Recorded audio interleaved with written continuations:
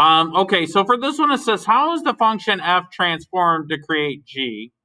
And then each transformation of the function f, match it with its description.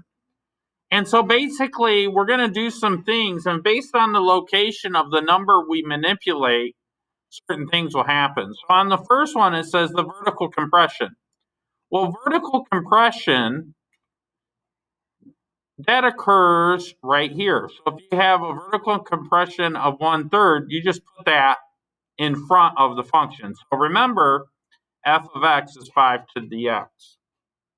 Now, if I wanted to do a horizontal stretch by a factor of 3, in other words, I wanted to stretch it out this way, then I do the reciprocal right before x, right here.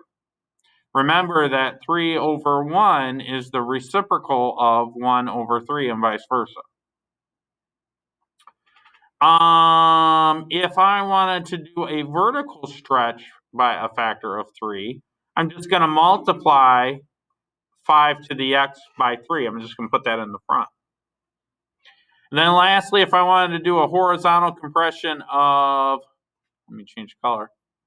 If I wanted to do a horizontal compression of 1/3, in other words, I want to bring it smaller together, I'm going to do the reciprocal of 1/3, which is 3 over 1, and put it right in front of the x up here. So now it becomes 5 to the 3x.